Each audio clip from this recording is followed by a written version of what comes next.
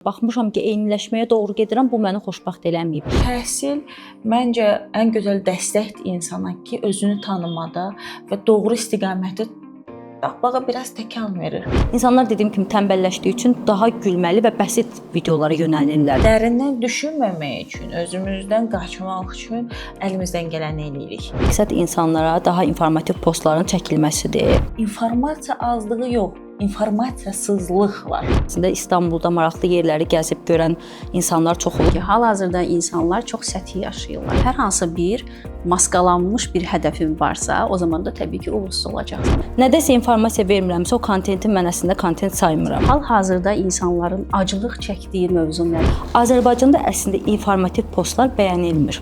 Fərq edilməyən insanlar daha çox gələcəkdə, yəni məşhur olmağa çox meylli olurlar. Deməli, bu mənim yönüm deyil, çatdırmaq istədiyim məsələ deyil. Mən paltar göstərmək istəmirəm, mən makyaj eləyib göstərmək istəmirəm.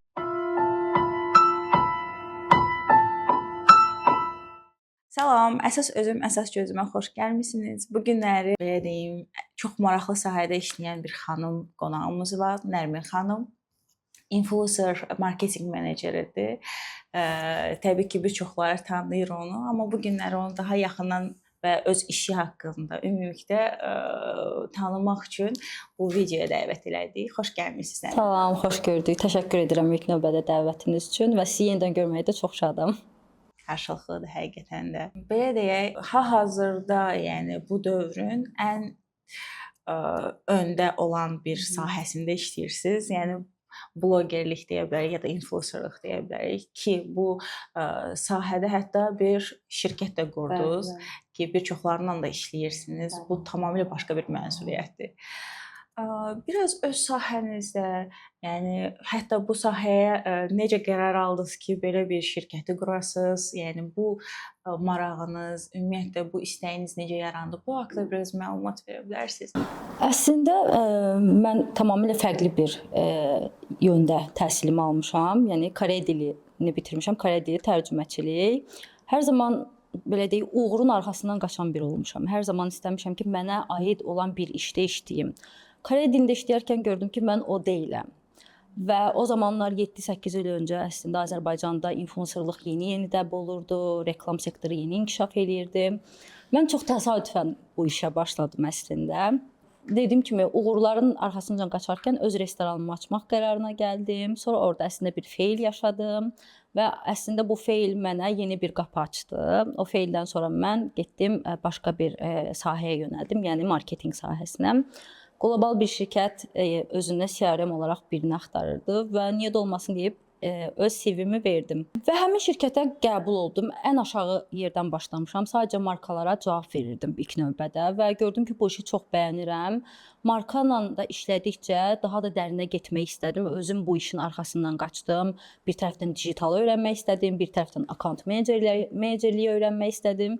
Belə artıq baxdım ki, bir tərəfdən Azərbaycan bazarında olan markalar üçün influencer axtarışındayam. Özümü bu sahədə tapdım və uğurlu olduğumu gördüm.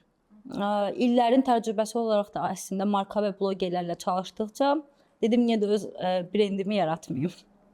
Nə gözəl. Yəni belə oldu. Siz bayaq dediniz ki, mən sizi çox diqqətlə qulaq asdım. Siz dediniz ki, mən uğur axtarışındaydım və uğur axtarışı axtararkən gördünüz ki, öz həyatınızda bir çox şeylərin dalınca qaçırsınız. Bəs uğur deyəndə sizin üçün nə nəzərdə tutulur? Mən videolarımın birində demişdim ki, uğur öz həyat hekayəsini yazmaqdır. Öz həyat fəlsəfəsinin içərisində bir şeylərə təfəkkür edib həyat yolunu onunla davam etdirməsidir. Və sizin üçün uğur nədir? Sizin həyat hekayənizdə fəlsəfəniz nədir uğur? Mənim üçün uğur öz həyat tərzimi qurarkən o həyat tərzinin içində doğrudan da xoşbəxt olmaqdır. Mən indiki yerdə olarkən fərqi yoxdur. Bu evlilik ola bilər, dostluq ola bilər, iş sahəsində ola bilər. Əgər mənim beynimi belə deyim, yeyən bir şey varsa, mən hardasa səhv eləmişəm və bu uğurlu yol deyil. Yəni deyirəm, iş həyatında da ola bilər, evlilikdə də, dostluqda da ola bilər. Uğur mənim üçün çox stabil, sakit bir həyatın özüdür. Və uğurun dalınca da əslində qaçarkən o təmtəraqlı qaçış nəzərdə tutmurdum. Sakit bir qaçışı nəzərdə tuturdum ki, sakit qaçım hər şey həyatda yolunda getsin. Uğuru belə deyərdim yenə də. Maddi olaraq uğur mənim üçün heç vaxt uğur olmayıb. Amma insanlar tərəfindən hörmət edilmək, sevilmək və işin barəsində mənə ən çox da hörmət edilməsi mənim üçün uğurdur. Yəni siz hər hansı bir kontent hazırlayıb bunu izləyicilərə təqdim edirsiniz. Sizin izlədiyim videolardan görürəm ki, kontent hazırlayırsınız hər hansı. Bu sizin yoldaşınızla da bəzən olur. Bəzən insanları əyləndirmək istəyirsiniz. Bəzən maarifləndirici ola bilər. Bu kontent yaradarkən nələrə daha çox diqqət edirsiniz və insanların o sizi görməsi, bəyənməsi, sizi təqdir etməsi, bəzən bəlkə mənfi fikirlər deməsi, bunlar sizdə necə bir hiss yaradır? Əslində bir neçə il öncə olsaydı deyərdim ki, böyük təsir yaradır, amma hal-hazırki Nərmin üçün heç bir mənfisi ya da müsbəti yoxdur. Bu işi əslində mən influencer marketinq meneceriyəm. Bəli, özüm də bir kontent yaradıram. Bunu tamamilə özüm üçün edirəm. Yəni insanlar üçün deyil də öz boşluğumu doldurmaq deyək bir növü. Amma bunu edərkən də mütləq diqqət etdiyim bir şey var. İnsanlara nəyisə çatdırmaq, informasiya vermək. Nədəsə informasiya vermirəmsə, o kontenti mən əslində kontent saymıram. Çünki boşluq olan bəzi məsələlər var. Hər zaman istəmişəm ki, insanlar mənim kontentimə, videolarıma baxanda onları görsünlər, nəsə öyrənsinlər. Ki videolarımda bu yöndə çox da rəylər gəlir. Çox təşəkkürlər də alıram. Məsəl üçün Azərbaycanda İstanbula tez-tez gedib gələrkən bu barədə vloqlar çəkmişdim və vloqlarım sayəsində İstanbulda maraqlı yerləri gəzib görən insanlar çox olub. Hələ də bununla bağlı təşəkkürlər alıram. Və yaxud da öz işimlə bağlı bəzən maraqlı faktları paylaşıram. Kimlərsə bundan ilhamlanır, kimlərsə mənə mesaj yazır ki, sayənizdə marketinqə yönəldim, sayənizdə bu işə marağım artdı. Təbii ki, amma bunun yanında mənfi rəylər də çox alıram. Dediyim kimi bir neçə il qabaq olsaydı bu mənfi rəylərə çox əsəbləşərdim. Hal-hazırda əsəbləşmirəm. Əksinə bu mənfi rəylər mənə daha xoş təsir göstərir ki, deməli mən düz yoldayam. 100 nəfərin 99-undan bəlkə də fikrim bəzi məsələlərdə üst-üstə düşmür. Hər zaman belə düşünürəm ki, məncə daha düz yoldayam. Bəli, əgər hər kəsin danışdığı dildən danışırıqsa biz və hər kəs bir şeyi çox bəyənirsə, orada bir sıxıntı vardır deməkdir və orada biz yoxuq. Eynən. Çünki o zaman biz görünməyən bir sistemin hər hansı bir parçası olmuş oluruq. Amma biz özümüzün hər hansı bir fərqliliyimizi yaradıb orada bir görünən ola bilərik. Bunu da faydalı etməliyik əslində. İndi baxsaq, hər kəs çox rahat şəkildə görünə bilir sosial mediada. Çox rahatdır. Hər kəs bir kontent yarada bilir. Pis, yaxşı, mənfi, müsbət fərq etmir. Hər kəs bir görünmənin arxasındadır. Bunun da alt səbəblərindən uşaqlıqda yatan fərq edilməmə, ailə tərəfindən fərq edilməyən insanlar daha çox gələcəkdə, yəni məşhur olmağa çox meylli olurlar. İndi isə yalnızlıq, insanların yaşadığı yalnızlıq sosial mediaya bağlayır onları və yalnızlıqdan qaçmaq üçün özlərinə bir dünya yaradırlar. Amma bu dünyanın nə qədər faydalı, faydasız olduğunu bilmirəm. Bəzən faydasız informasiyalar ötürürlər. Bəli. Və siz necə gözləmləyirsiniz? Hal-hazırda insanların acılıq çəkdiyi mövzu nədir və onlara necə, əgər influencer olaraq biz insanlara təsir etmək istəyiriksə, hansı onların o aclığını doyuzdurmaq, onlara hansı tərəfdən maarifləndirmək istəyərdiniz? Bu çox yaxşı bir sualdır. Hətta bu yaxınlarda bu məsələ ilə bağlı özüm də sosial şəbəkələrdə video paylaşmışdım. Böyük bir marka üçün mənə travel blogerləri lazım idi və bilirsiniz ki, travel blogerlər daha çox hansı blogerlərdir? Səyahətə gedir və haqqlarında məlumat verirlər. Belə elədim, ora getdim, bu bileti bu qədər aldım və s. Bu artıq informativ posta girir. Və mən bunun fərqinə vardım ki, bunu əslində bilirdim, bir daha üstündən keçərkən bir daha fərqinə vardım ki, Azərbaycanda əslində informativ postlar bəyənilmir. Xalq, bəli, bizdə bu hər məsələdə bir yöndə acılıq var. Travel blogerləri ola bilər, beauty blogeri ola bilər və yaxud da ki, başqa sahədə ola bilər, acılıq var. Amma insanlar bu acılığını da doyurmaq istəmir. Yəni deyirəm, fərqinə vardım ki, çox gözəl məlumatlar verən blogerlər Azərbaycan bazarında izlənmir. Bunun səbəbini mən buna bağlayıram. Sözümü necə deyim əslində?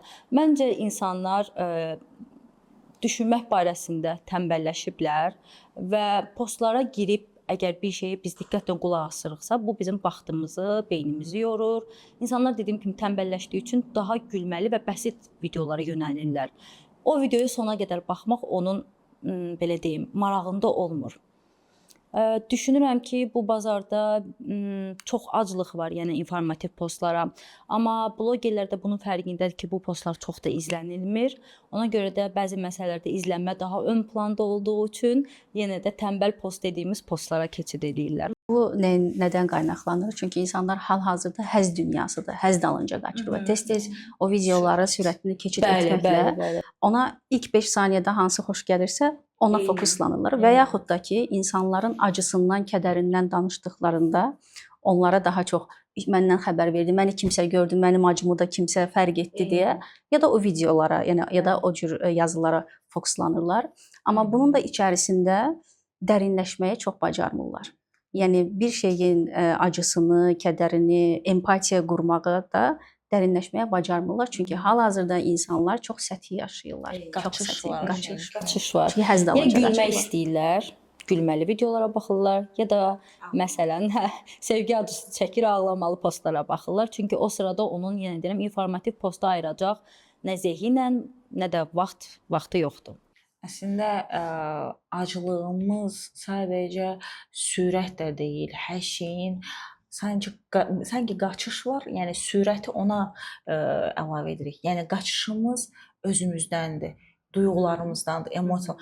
Gülmə nə deməkdir? Yəni daima bir gülməli videolara baxırıqsa ki, tamamilə ard-arda da bir videoya baxdığında, bir şeyə baxdınsa, ona bənzər milyonlarla nəsil qabağına çıxır və hər biri qısa-qısa. İnsanların uzun, heç informasiya ilə dolu da qırağa dursun. Gülməli videolardan qısa video olsun, daha üstünlük verirlər, nəinki onun uzun versiyasına baxmağa. Beynimizin informasiya qəbul etmə o qədər səhtiləşib Reyhan dediyi kimi. Dərindən düşünməmək üçün, özümüzdən qaçmaq üçün əlimizdən gələni eləyirik. Hətta əslində beynimizi susturmaqdır da, yəni beynimizdə orada gedən məlumatlar, özümüzü tənqid etmək ya da özümüzü yeniləmək üçün deyil də, keçmiş informasiyalar, hətta baxdığımız videolara bəzən bir də baxırıq, təkrar-təkrar baxırıq ki, çünki artıq informasiya gəlincə orada bir səs olsun, beynimin səsinin yerinə oradakı səsi dinləyin, susturun. Yəni bu proseslər gedir əslində, amma sizin etdiyiniz, yəni sizin sahədəki deyək, yəni bu ekran sadəcə verilişdən ya da başqa bir yerə getdim, studiyada çəkilişdən deyil. Sizin elə evdə qoyduğunuz və bunu ictimailəşdirdiyimiz videoda zaten bu bir efirdir. Yəni bu efirdə biz əgər duyğularımız səmimidirsə, qarşı tərəfi keçir. Amma qarşı tərəf bunu görmək istəyirmi? Ya da həqiqətən də o qədər sizin də dediyiniz elə informasiya azlığı yox, informasiyasızlıq var. Az söz də məncə qırağa qoymaq lazımdır. İnformasiya yoxdur.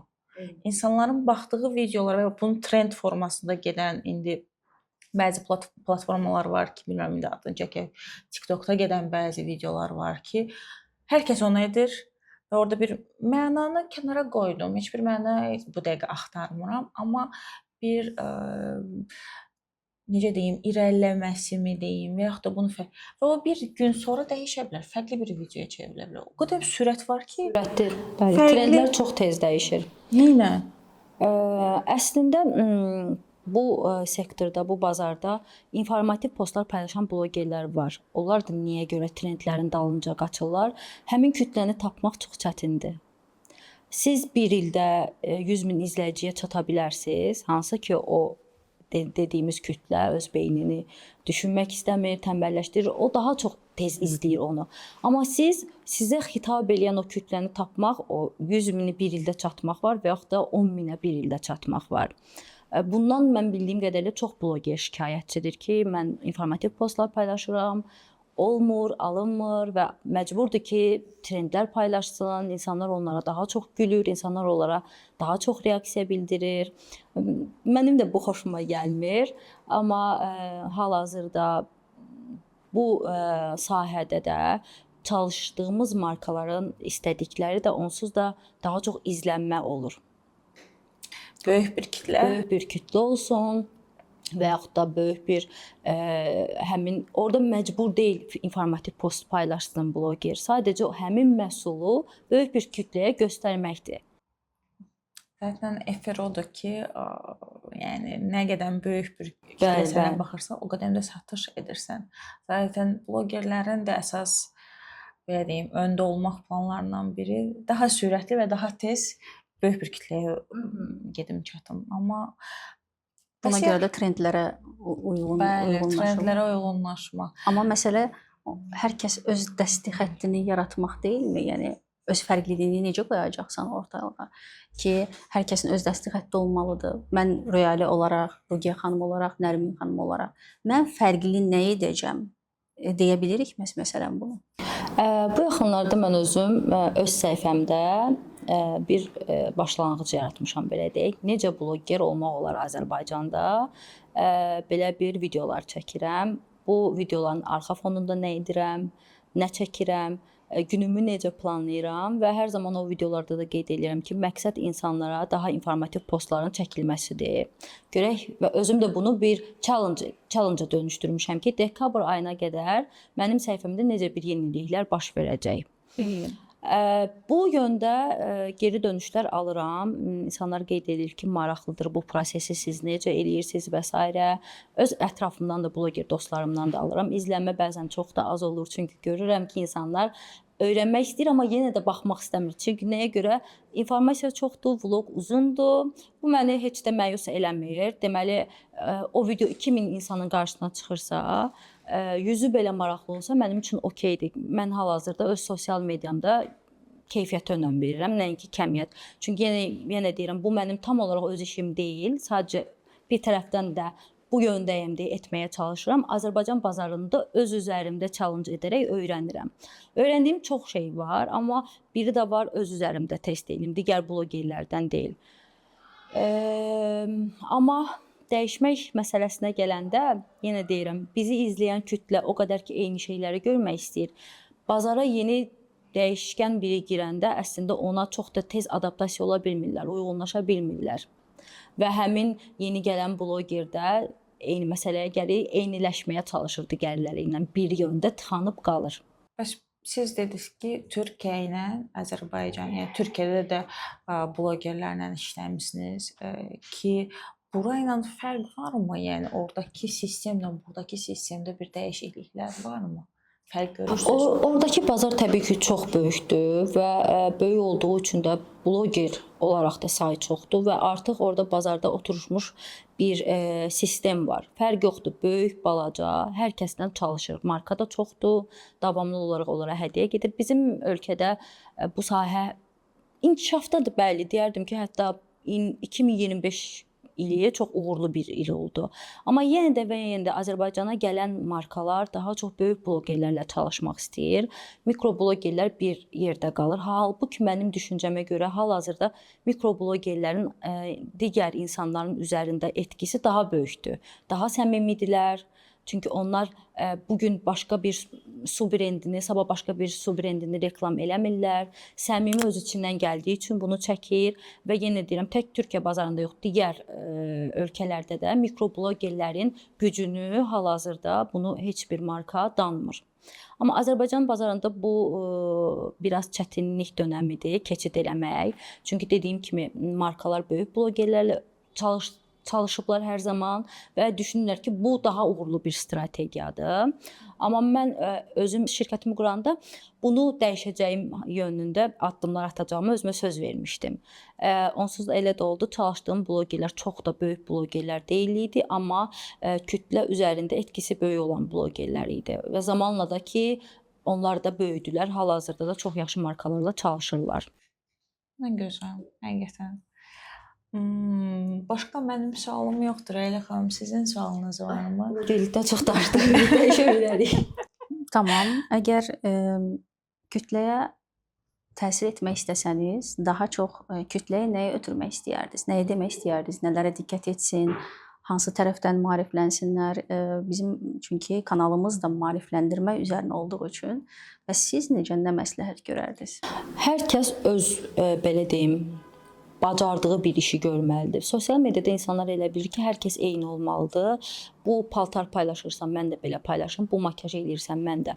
Bəlkə də sən çox yaxşı piano çala bilirsən, bu yöndə sosial mediada böyüyə bilərsən. Bəlkə də sən çox yaxşı yemək bişirirsən, bu yöndə eləyə bilərsən. Şəxsən mənim özüm illərdir bunun əslində belə deyim, əziyyətini çəkmişəm. Özüm belə sosial mediada mən nə edim? Çünki yenə deyirəm, baxmışam ki, eyniləşməyə doğru gedirəm, bu məni xoşbəxt eləməyib. Bir post paylaşmışam, dayanmışam. Bu mən deyiləm. İkinci post paylaşmışam, 2 ay ara vermişəm. Deməli bu mənim yönüm deyil, çatdırmaq istədiyim məsələ deyil. Mən paltar göstərmək istəmirəm. Mən makyaj eləyib göstərmək istəmirəm. Mən əslində həyatımı göstərmək istəyirəm və bunu da mən vloqlarımla həyatımı göstərərək başlamışdım. Ona görə də hər kəsə tövsiyə eləmək istəyirəm ki, kontent yaradarkən özünlə ilk növbədə özünə bu sualı versin. Mən kiməm və insanlar məni necə tanımalıdırlar? Bəlkə də dediyim kimi, sən gələcəyin ən yaxşı aşpazı olacaqsan və bunu videolarında göstərəcəksən, sosial mediada da böyüyəcəksən, çox yaxşı yerlərə gələ biləcəksən. Məndən hələ də bu sualı soruşurlar, nə çəkək? Sadəcə deyirəm ki, özünüzə bu sualı verin. Mən kiməm və insanlar məni necə tanısın? Mən kontent yaradarkən çətinlik çəkirdim və artıq mən özüm də o kontentimi tapmışam. Mən bir iş qadınıyam və blogerlərlə, markalarla işləyirəm. Bu sual mənə çox gəlir. Artıq bunu öz kontentimə adaptasiya eləmişəm. Beləliklə bir daşla iki quş. Həm kontentimi yaradıram, həm də kontentimi yaradarkən öz işimi qururam. Nə gözəl, həqiqətən də uğurlar. Amma o söz çox xoşuma gəldi ki, mən kiməm və nə etsəm daha yaxşı olar. Və indiki insanlar, yəni indiki valideynlərin də gərəkləndiyi və uşaqların da bilmədiyi şeylər daha körpə vaxtından durub deyirlər ki, mən bloger olacağam. Nəyə görə bir özəndiyi, bir sevdiyi, kumir kimi gördüyü bir bloger var və deyir ki, mən onu kimi olacağam. Və heç təhsil belə, yəni heç oxumağın hamısını kənara atır və deyir ki, ən asan üsul var, iş qazanmaq, yəni pul qazanmaq üçün gözəl bir üsul var. Niyə mən bunu istifadə eləməyim də əziyyət çəkərək, vaxtımı itirərək oxuyub, təhsil alıb və belə deyim də hansısa bir proses, hansısa bir yol, başqa bir fərq. Təbii ki, hər yol fərqlidir və hər yolun da öz çətinlikləri var. Amma siz özünüz belə hər kəs özünü axtarış yolundadır. Eynən. Amma təhsil məncə ən gözəl dəstəkdir insana ki, özünü tanımada və doğru istiqaməti tapmağa biraz təkan verir. Düzdür, universitetlər, sertifikat aldığımız kurslar falan bir çox yerlər buna imkan verir sosiallaşmamız üçün. Amma ən gözəl sual odur məncə sizin dediyiniz ki, mən kiməm sualını həqiqətən verib o daxilindəki məni taparaq həyatımıza davam edib o formada irəliləmək. Məncə elə bizim videomuz, yəni ümumiyyətlə bizim konsept əsas çözümə də mən kiməm? Əslində biz burada onu çatdırmağa çalışırıq. İnsanlar bir dönüb özlərinə də baxa bilsinlər. Sadəcə ətraf üçün yaşamaq, bu trenddə oldu, bu video mən sabahları bu formada çəkim, orada izləndisə məndə də izlənəcək falan. Bu bir müvəqqəti bir həzdir. Necə ki insanlar shopping mağazalara gedib bir geyim alır, həzz alırsa, o da bir müvəqqəti, bir həftə 10 günlük sizə həzz verəcək. Sonrakı həzzi sadəcə özümüzə tapa bilərik.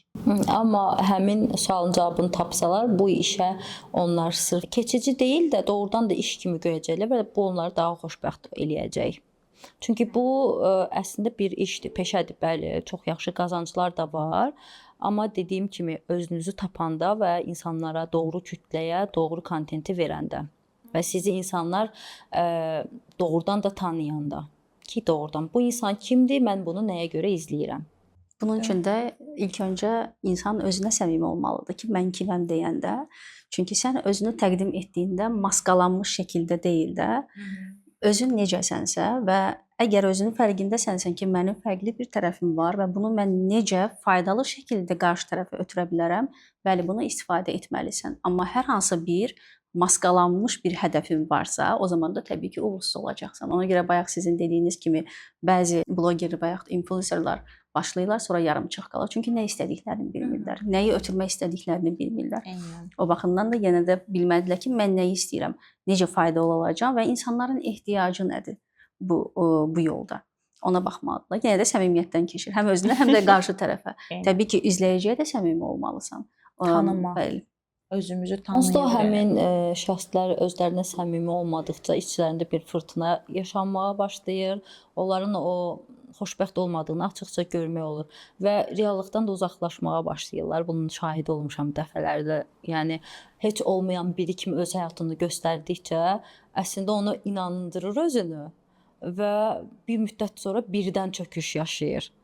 Yenə də həmin Duyğusal tükənmə olur. bəli, duyğusal tükənmə olur və sosial mediada duyğusal tükənmə yaşayan çox insan var həqiqətən. Çünki enerjimizi sərf edirik. İstərsəməz biz əgər bir kütləyə öz hisslərimizi ötürürüksə və bu suni, yəni səmimi deyilsə, çünki səmimi olanda enerji sərfi çox azdır. Çünki alış-veriş dediyimiz şey var. Amma suni olduğunda siz bir maska rəyələyir və o enerji o qədər çox tələb edir ki, çöküşdə anidən və çox pis vəziyyət. Bu sadəcə olur. bu peşə ilə əlaqəli deyil. Ümumiyyətlə istənilən peşəyə qarşı insanın bir sevgisi olmalıdır.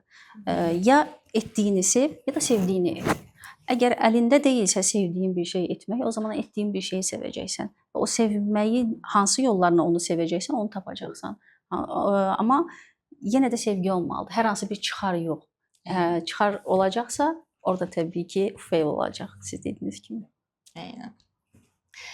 Çox sağ olun. Həqiqətən də çox gözəl video oldu. Yaxşı ki, gəldiniz. Xoşdur, mənə də çox xoş oldu. Doğrudan da gözəl yerlərə toxunduq. Mən də belə içimi tökmüş oldum. Ümid edirik ki, həqiqətən də bu videoya baxanlar özlərində nə isə tapıb irəlilədə bilərlər. Hər kəsə uğurlar. Sağ olun, Sağ gələn olun. görüşlərə dək.